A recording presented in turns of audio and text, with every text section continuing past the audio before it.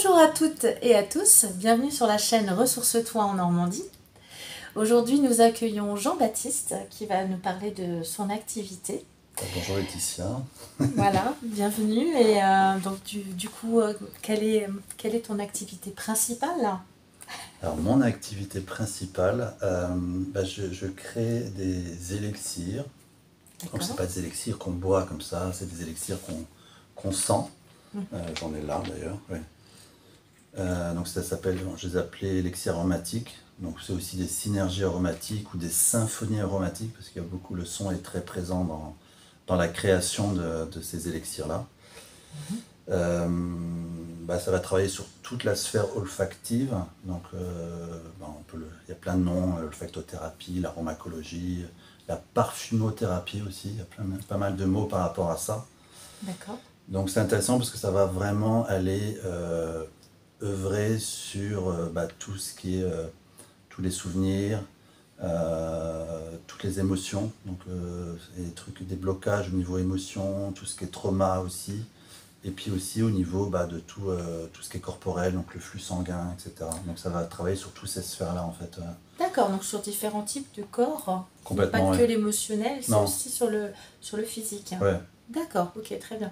Et du coup, tu parlais tout à l'heure de l'odeur. Ça a des vertus apaisantes ou relaxantes ou comment on les utilise en fait, les élixirs dans quel but? Dans un premier temps, c'est pour sentir. D'accord, ouais. C'est pour, donc on a juste à sniffer, comme je dis. Ouais. On peut utiliser au niveau vibratoire, parce qu'en effet, il y a une certaine vibration, chaque élixir a sa vibration. Je confirme. Et donc ça va travailler sur plein de plans. Alors moi j'en ai créé 9 au début.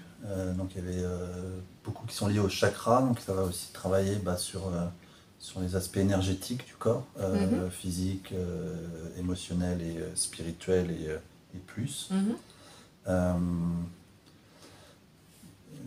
Qu'est-ce que je peux dire plus là-dessus? Oui, tu parlais de détente, de choses comme ça. Oui, ça va dépendre de celui dont on a besoin en fait. Et puis il s'adapte aussi, c'est intéressant parce qu'il va s'adapter. Si par exemple le chakra du cœur que j'ai aussi, chaque élixir a un guide. Donc le chakra du cœur c'est Yeshua, Jésus. Donc ça va aussi œuvrer quand oui, on a voulu fermer trop notre cœur. On l'a trop ouvert, qu'on est toujours en don. Donc ça va aussi équilibrer en fait pour remettre, s'aligner en fait sur ce qu'on a vraiment besoin en fait. Donc c'est surtout ça. D'accord. Il y a besoin d'un ancrage avant peut-être pour humer l'élixir ou les bienfaits se ressentent tout de suite ou enfin. Je sais pas ça comment. dépend de ça chacun. Voilà. Ça dépend de chacun de là où on en est. Oui, parce que en une fois, ça peut en effet fonctionner. Il peut y avoir un truc qui se débloque. Ouais. Souvent, ce qui est intéressant, c'est que je fais tirer au sort, au hasard ou au sort, 1 ou 3 élixirs, parce que je trouve que 3, ça complète vraiment encore plus. Et ce qui est intéressant, c'est si la personne est très attirée par l'élixir, donc envie même le boire, en fait, il y a un truc vraiment, j'en ai besoin, j'en ai vraiment besoin. Ouais. Donc là, c'est intéressant, je pense que c'est bien pour elle. Et aussi, quand la personne dit ça me dégoûte, je sens les égouts, je sens les trucs comme ça, alors que les parfums sont. Il y a de la répulsion sur certains. Donc, dans les deux cas, c'est intéressant parce que c'est celui dont tu as besoin, en fait, ou ceux dont tu as besoin. D'un côté, parce que tu as vraiment besoin d'œuvrer sur un truc qui passe pas. Donc, c'est souvent lié, je pense, au trauma, sur les trucs où il y a une répulsion.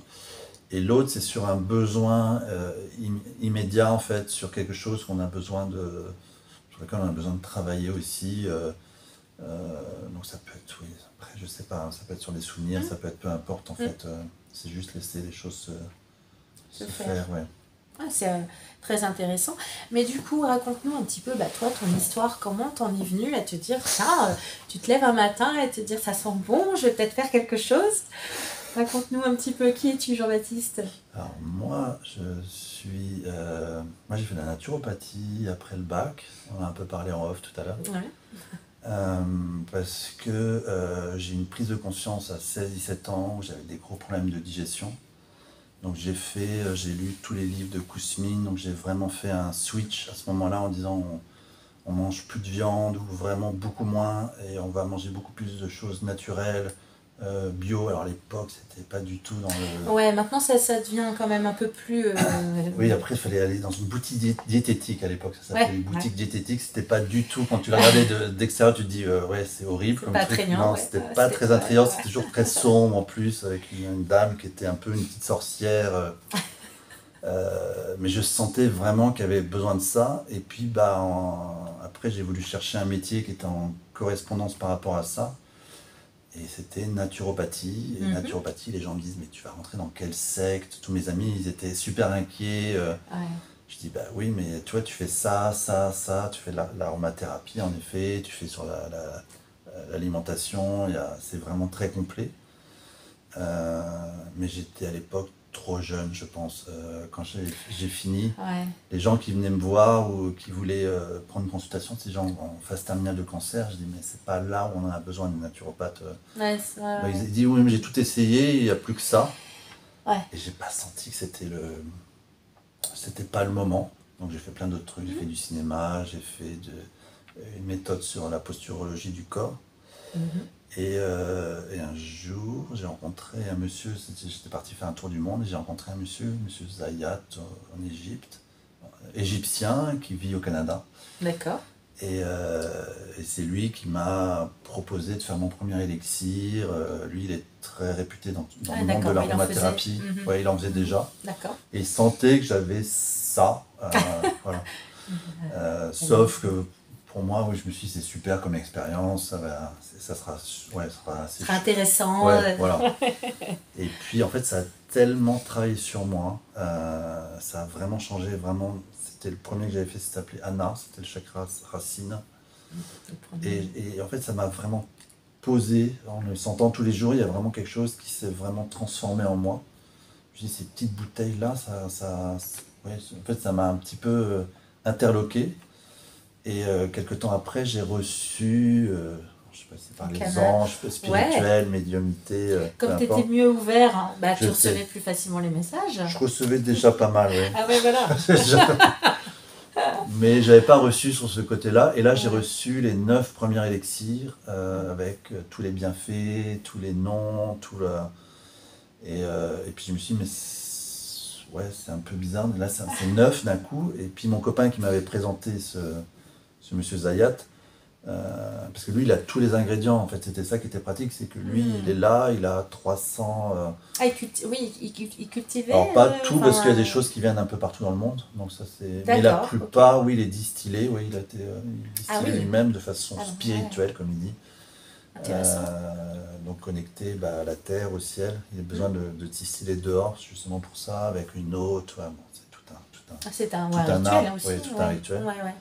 Et tous ceux qu'il a en autre, oui, c'est des gens qu'il a rencontrés, en qui il a confiance. Et donc on a fait ça, les 9, enfin voilà, j'ai fait les 9 avec lui. Ouais. Les 9 premiers. Et c'était au début, c'était oui comme ça en fait. Je me suis dit, bon, ça n'a pas tellement de sens, je suis en voyage, je suis nomade à l'époque. J'avais mon sac à dos, donc ça n'avait pas tellement de sens de faire ça, et ça a pris de suite, quoi. Les gens ont acheté, j'avais fait un crowdfunding, donc il y a eu déjà des premières personnes qui avaient reçu, puis qui ont conseillé à d'autres personnes qui m'ont dit, bah oui, mais moi j'aimerais être aussi représentant de ta marque. Je dis, bah oui, mais j'ai pas du tout pensé à ça. En fait, t'as pas cherché, c'est venu en fait. Ah oui, non, j'ai pas du tout cherché ça. Là, ça fait 8 ans, et je suis toujours là, et ils sont toujours aussi extraordinaires. Pour avoir expérimenté, moi j'ai été bluffée, quoi. Vraiment, vraiment bluffée. Hein. C'est pour ça que je tenais à tout prix à ce que tu viennes sur la chaîne. T'es pas très très loin de la Normandie non plus, donc... un peu au-dessus, mais je viens souvent. Voilà, on va dire ça comme ça. Hein. Mais, et du coup, donc les élixirs, c'est un mélange d'huile essentielle, enfin, sans révéler tes secrets, mais la composition, ça va être... Alors, ils sont 100% purs, en effet, huile essentielle en majorité. Et après, il y a tout un rituel, et c'est là où, quelque part, l'élixir se transforme. Il y a tout un rituel avec l'intention, et puis une harmonisation avec le son. Donc, Oui. chaque élixir a son son, etc. Et donc là, c'est comme si oui, le mélange que j'avais fait juste avant Ouais. était peut-être en 3D, peu importe, et là, ça passe en 5D, 10D. En fait, c'est comme si ça passait à un autre niveau, en fait. Un autre plan. Un autre plan, ouais. Donc c'est pour ça que la vibration et les vibrations sont assez fortes. Ouais. Puis j'utilise souvent des lieux énergétiques pour le faire. Mhm. Là, j'ai créé à Glastonbury, donc c'est pour ça que je suis en haut de la Normandie. Et voilà, je te laissais le soin de le dire. Donc Glastonbury, c'est dans le Somerset, sud-ouest de l'Angleterre. Mhm. Et c'est un lieu hautement énergétique. Il y a deux ley lines, des lignes énergétiques qui passent là, la ligne Marie, la ligne Michael. Et puis on dit aussi que c'est le chakra du cœur de la Terre. D'accord. Selon le livre de Kunz, il s'appelle Kunz, qui a donné 7 chakras à la Terre en fonction des lignes énergétiques qui passaient. Oui, j'avais entendu parler de ça. Ah, et donc du coup, toi tu es bien... Donc je suis en plein cœur du chakra bien, du cœur. Quoi. Ouais, génial. Mais c'est intéressant pour tous ceux qui sont venus là-bas, il y a vraiment un avant et un après. Ouais, il y a vraiment un changement. Mais quand tu restes, c'est encore autre chose. Ouais, ça sur d'autres plans. Besoin d'aller te ressourcer. Pour ça, tu disais que tu viens souvent, mais tu as encore ce besoin d'y retourner, te ressourcer, entre guillemets, peut-être. Oui, c'est bien de les créer là, toujours. Je pense que c'est un peu ma base. C'est encore ma base, on va dire. Voilà. Peut-être que ça changera, mais c'est encore ma base. On parlait des utilisations possibles, je sais pas, ça me vient comme ça. Est-ce que du coup, tu peux les proposer dans un diffuseur ou enfin, est-ce que tu as d'autres projets où pour l'instant, tu ne les vends qu'en pur, entre guillemets, en petits flacons, comme tu peux en montrer peut-être, tu sais pas. Alors, dans les petits flacons, en effet, j'ai des diffuseurs en céramique sans électricité.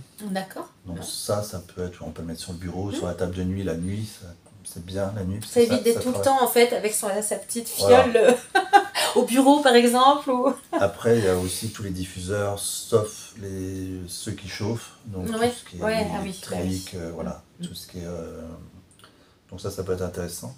Et là, je suis en train de créer une gamme de parfums, donc ça va ouvrir un plus grand nombre, un plus grand public aussi. Je vais les créer pareil, de la même façon. Sauf que les gens ils disent, ah oui, parfum, ils peuvent le mettre sur soi. Donc ça, ça va ouvrir à plus de personnes aussi. Et aussi, on peut le mettre dans une pièce aussi pour mettre vraiment en brumisateur. Ouais, c'est ça. Ouais. Donc il y a ça qui va arriver là prochainement. 2025 que là, on y arrive, 2025. Ouais, mais peut-être avant. J'ai des gens qui sont prêts, donc peut-être pour Noël, j'aurai déjà des premiers parfums en fait. Pas beaucoup, mais quelques-uns en fait déjà, oui. Père Noël va passer dans les chaumières. Du coup, là, c'est un petit peu plus personnel. Est-ce que tu aurais un message à donner à nos téléspectateurs, mais dans un plus grand, large, à l'humanité, entre guillemets, voilà, tu parlais du chakra cœur, est-ce que en parlant avec ton cœur, il y a quelque chose que tu aimerais exprimer? C'est un temps libre. Oui, je vois mais je meuble le temps que tu cherches, tu sais. Non, je sens que il y a besoin de se reconnecter au cœur, ça c'est clair. Il y a quelque chose qui a besoin de... souvent, tout ce qui est... Actuellement, tous les conflits, toutes les choses comme ça, on ne veut pas montrer ses émotions. Donc on bloque, on coupe ça au niveau du cœur, au niveau spirituel aussi, parce qu'en effet, tu coupes à tout niveau. Ouais. Et il y a besoin vraiment de se reconnecter. Quelque part, oui, les élixirs... il y a quelque chose, j'avais écrit une poésie là-dessus, je crois.